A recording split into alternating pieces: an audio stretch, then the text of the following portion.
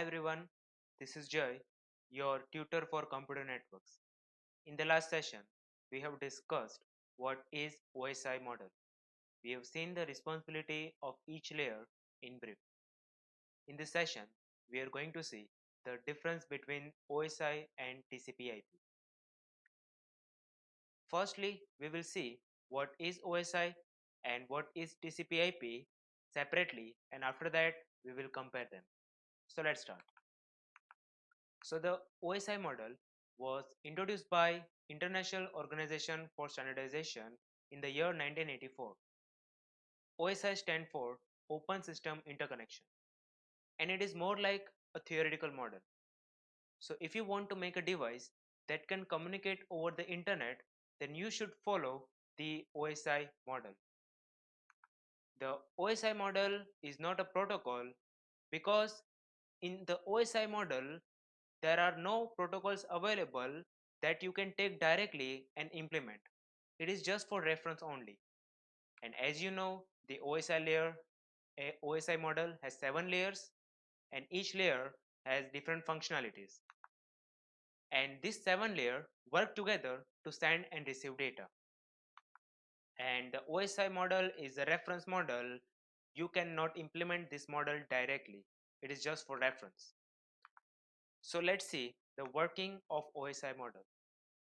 As you can see on the screen, this device want to send data. So when the device send data, data will pass from all the layers. You can see there is OSI model. So the top layer of the OSI model is the application layer.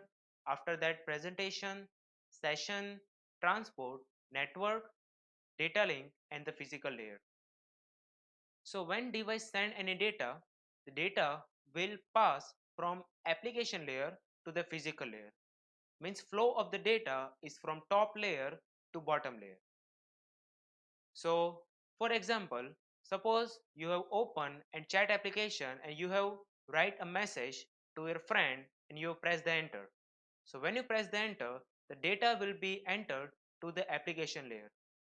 You can see the data that you have typed is D7, but the application layer has added some data to the original data, which is H7. And after this H7 and D7 will be passed to presentation layer, it will be encapsulated and header H6 will be added. So what is this header? Each and every layer will add header and it contains some extra information which can be understood by that particular layer only. So when H7 is added by the application layer, no other layer can understand the meaning of that H7. And after that, H7 and D7 will combine and it will become D6, and at the presentation layer, H6 will be added. Then after H6 and D6 will be passed to the session layer.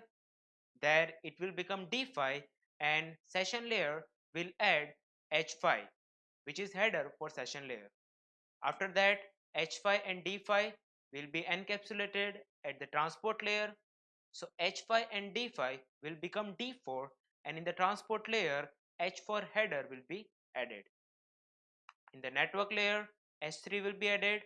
In the data link layer, header and tailor will be added. And in the physical layer, all the data will be converted into bits. So it will be converted into signals and it will be sent to the destination. Then after, at the receiver side, when the receiver receives data, the flow of the data will be from bottom layer to top layer. So you can see that again there is a OSI layer, and the difference is that the flow of the data is changed. So when the sender is sending data, flow of the data is from the top layer to bottom layer. But when the receiver is receiving data, the flow of the data is from the bottom layer to top layer. So you can see at the physical layer, the data means the signal is received. So when this data is passed to the data link layer, the header will be removed by the physical layer. Notice the header that is being added at the sender side at the physical layer, that header will be removed at physical layer only. Now it is passed to data link layer, header is removed at physical layer and it is passed to the data link layer. In the data link layer, header and trailer will be removed and D2 will be delivered to upper layer, that is the network layer. In the network layer, header H3 will be removed and D3 will be passed to the transport layer. At the transport layer, H4 will be removed and D4 will be passed to the session layer. So as the data is passed, it will be the header will be removed at each and every layer, and after that data will be delivered. So you can see the header is removed at particular layer only where it was added at the sender side. Now what is TCP/IP? The TCP/IP, it is called Transmission Control Protocol or Internet Protocol. It was developed by Department of Defense. So in the TCP/IP protocol, there it is a set of protocols, and in TCP/IP there are many protocols available. For example, there is a transmission control protocol, there is a user datagram protocol, address resolution protocol, DNS, HTTP, ICMP, and many more. And the TCP/IP has 4 layers: the application layer, transport layer, internet layer, and the network access layer. So what is the main difference between the TCP/IP and the OSI model? The main difference between the TCP/IP and the OSI model is that the OSI model is the reference model, but the TCP/IP model is the actual implementation of the OSI model. So the internet right now is running on the TCP/IP protocol. So there are in the TCP/IP there are set of protocols available, and user can take any protocol from the TCP/IP and he can implement that protocol to its own system, right? So this is the 4 layers for the TCP/IP. The top layer is the application layer.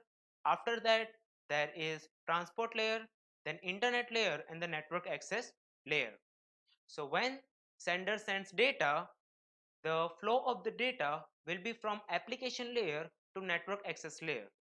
And when the receiver is receiving data, the flow of the data will be from the network access layer to the application layer, means bottom to top. Let's compare the TCP/IP and the OSI. So you can see in the OSI model there are 7 layers that you know: the physical layer, data link layer, network layer, transport layer, session, presentation, and the application layer. The TCP/IP model has 4 layers: application layer, transport layer, internet layer, and the network access layer. So you can say that in the OSI model, the data link layer and the physical layer are combined together and it will be called network access layer in the TCP/IP. So the functionality of the data link layer and the physical layer are included in the network access layer. The network layer is called internet layer in the TCP/IP. Transport layer remains same as the transport layer, and the application layer, presentation layer, and the session layer are combined together and it will become application layer in the TCP/IP. I have just said that in the TCP/IP model, each layer will have lots of protocols and user can select one protocol from many. So let's see how many protocols are there. So let's see the different protocols for TCP/IP model. In the application layer, there are different protocols such as HTTP, SMTP, Telnet, FTP, DNS, RIP, and SNMP. In the transport layer, it contains mainly 2 protocols, which is TCP and UDP. TCP means Transmission Control Protocol and UDP means User Datagram Protocol. TCP is more secure as compared to UDP. In the internet layer, there are many protocols available such as ARP, IP, IGMP, and ICMP. ARP means Address Resolution Protocol and it binds MAC address with the IP address. The IP protocol specifies the IP addressing. So there are two type of IP address, the IPv4 and IPv6. IPv4 is of 32-bit and the IPv6 is of 128-bit. The range of the IPv4 means total number of IPv4 is 2 raised to 32 and total number of IPv6 is 2 raised to 128. The IGMP and the ICMP are for error reporting protocols. The network access layer has different protocols such as Ethernet, token ring, ATM and frame relay. So what is the meaning of network access layer? In the network access layer, the protocols, for example, the Ethernet specifies that which type of topology you should use or which type of cables you should use so that you can make the network very efficient. So there are different protocols, Ethernet, Telnet, ATM, these all protocols tells the same thing, right? Now let's compare the OSI and the TCP/IP. You can see the transmission control protocol and internet protocol is TCP/IP and the open system interconnection is the OSI model. The TCP/IP is a client server model and the OSI model is a theoretical. Means the TCP/IP is the practical implementation but the OSI model is not practically implemented. It is just a reference model. The TCP/IP model has 4 layers, the OSI model has 7 layers. The TCP/IP was developed by Department of Defense, the OSI was developed by ISO. The TCP/IP model is tangible but OSI is not. TCP/IP is widely used and OSI is not used because it is a theoretical concept. And it is a the TCP/IP is a horizontal approach and the OSI is a vertical approach. So this is it for today's session. If you have any doubt, you can ask me in the comment section. Thank you so much.